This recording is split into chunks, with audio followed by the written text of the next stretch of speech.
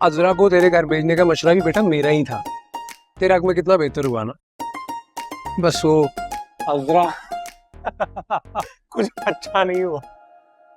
वैसे बड़ा बुरा हुआ उसे, और अल्लाह की कसम मुझे बड़ी शर्मिंदगी, पता नहीं कैसे फेस करूंगा उसे। वैसे तेरा कसूर नहीं है, उस बेचारी की ना किस्मत ही ऐसी है। कभी वो आंटी के हाथों से लील होती है, कभी वो मन्नत के हाथों से लील होती है। यार उसको ना किसी दिन किसी अच्छी जगह से खाना खिला देते हैं, इसी में खुश हो जाएगी। ज्यादा पैसे तू देगा।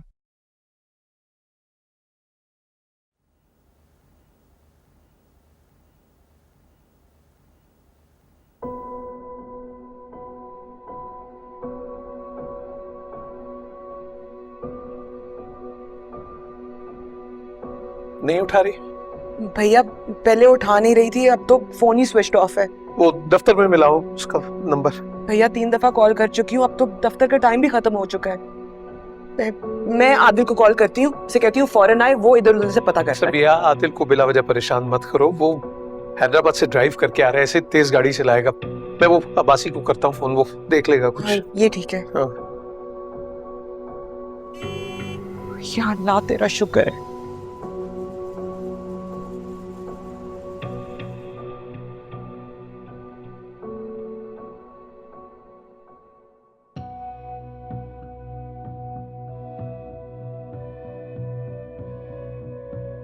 फोन क्यों बंद था तुम्हारा? हो गया था। अस्सलाम वालेकुम भैया। वालेकुम सलाम। कहाँ थी तुम इतनी देर से? ऑफिस में थी और कहाँ? उसके बाद कहाँ थी? उसके बाद फिर रास्ते में थी और कहाँ जाऊंगी। अब भैया के पूछने का मतलब है कितनी देर क्यों लग गई? हम परेशान हो रहे थे ना तुम्हारे लिए। हाँ तो देर सवेर तो हो जाती है ना भाभी, मुझे रास्ते में ट्रैफिक मिला था। So what?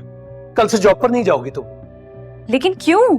I am not answerable to you. जो कह दिया सो कह दिया, बस। नहीं, आपको मुझे जवाब देना पड़ेगा भैया, क्योंकि अगर आपके पास कोई रीजन नहीं है, कोई जवाब नहीं है मुझे देने के लिए, तो आप मुझे ऐसे नहीं रोक सकते। मतलब तुम मन्नत भैया परेशान है, तुम अपने कमरे में जाओ, हम बाद में बात करते हैं। ये बात बाद में नहीं होगी, ये बात अभी होगी। इन्हें मेरे सवाल का जवाब देना होगा। ये हमेशा ऐसी अपनी मर्जी चलाते हैं मुझ पे भाभी। एक मिनट, आज तक जो भी होता है हमारी नहीं तुम्हारी मर्जी से होता है, लेकिन इसका ये मतलब नहीं है कि तुम इस सुतरे बेमहार की तरह आधी रात को घर वापस आओ। एक मिनट, और बात सुनो, लाड प्यार अपनी जगह, लेकिन लिमिट्स क्रॉस करने की इजाजत नहीं देंगे तुम्हें। भैया आधी रात नहीं हुई है, आप वक्त देखें 7:30 बज रहे हैं। मुझे अगर आते आते रास्ते में ट्रैफिक मिला है, मेरा फोन डेड हो गया, आप देखें डेड है, तो फिर इसमें मेरा क्या कसूर? मन्नत चुप कर जाओ, इसमें रोने वाली क्या बात है? तुम्हारे बड़े हैं, तुम्हारे लिए परेशान हो रहे थे। मैं रो इसलिए रही हूँ क्योंकि ये मेरे लिए बड़ी बात है।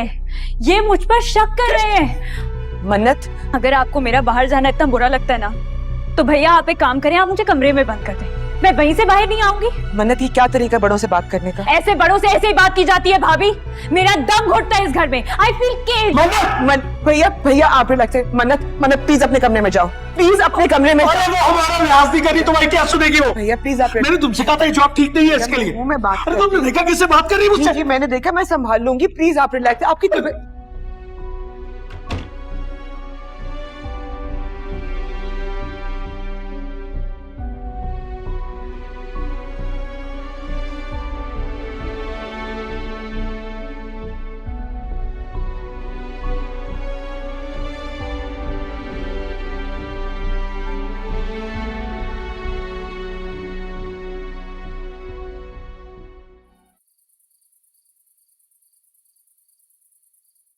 शहजादियों जैसी बहन है हमारी, कोई ऐसा वैसा रिश्ता उठाकर मत ले आना।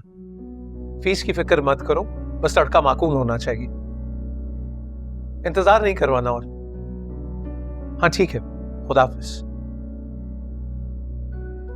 शमीमारा से बात कर रहा था मैंने कह दिया कि जल्दी मन्नत के लिए कोई रिश्ता तलाश करे। मन्नत के मिजाज से वाकिफ है वो, बस लड़का उसी के मुताबिक होना चाहिए। वैसे भैया रिश्ता तो पहले भी बुरा नहीं लाई थी, वो लड़का तो अच्छा भला ही था। कौन? वो चौधरीयों का लड़का? खुदा का खौफ करो उसे भैया, मफकूतुल हवास है उसकी वो वालदा जो थी ना भाई ना। हमारी मदद नाजों में पली है वो, ऐसे लोगों में गुजारा नहीं कर सकती हो। भैया मुराद की अम्मा ज्यादा पढ़ी लिखी तो है नहीं, फिर अपने बच्चों को उन्होंने अकेले पाला है तो जाहिर बात है मिजाज में थोड़ी सख्ती तो आ ही जाती है। फिर ये भी देखिए ना कि मुराद उनका इकलौता बेटा है, तो नेचुरली थोड़ी प्रोटेक्टिव थोड़ी पोजेसिव तो होंगी अपने बेटे। थोड़ी कस्से नफसी से काम ले रही हो, बहुत ज्यादा। मैंने कहा ना, नाजो नाम से पली है हमारी बंतु, सख्ती बर्दाश्त नहीं कर सकती हो। भैया आपको नहीं लगता कि मन्नत को थोड़ी सख्ती की जरूरत है?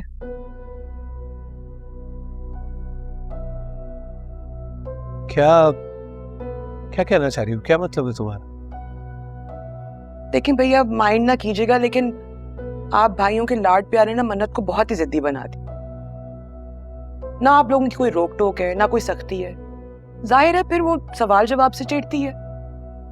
लेकिन भैया मैं जानती हूँ कि आंटी अंकल के बाद आपने मन्नत को बाप बनकर पाला है, बहुत प्यार किया, लेकिन बेटी का माँ के साथ एक अलग ही रिश्ता होता है, एक अलग दोस्ती होती है, तो जाहिर है आपके साथ तो नहीं हो सकती। इसीलिए तो मेरा ये ख्याल है कि अगर मन्नत की उस घर में शादी होती है तो उसकी जिंदगी में जो माँ और बहन के रिश्तों की कमी है वो भी पूरी हो जाएगी।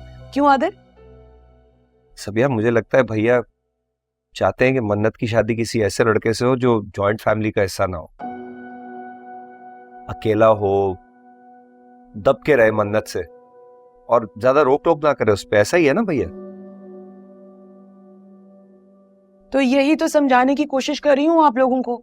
भैया मुराद के घर में ऑलरेडी इतनी औरतें हैं और उसकी अम्मा का पता है ना आपको कितनी डोमिनेटिंग है, उसको तो वैसे ही बातें सुनने की आदत है। मन्नत के साथ तो वो परफेक्टली एडजस्ट कर जाएगा। अब मुराद है सच्चा नाइस बॉय, तब इतनी अच्छी जोड़ी बननी थी ना मन्नत और मुराद।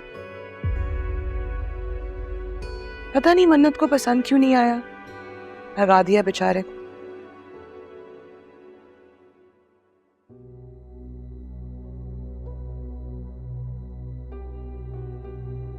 खुदा जाने ये लड़की क्या चाहती है।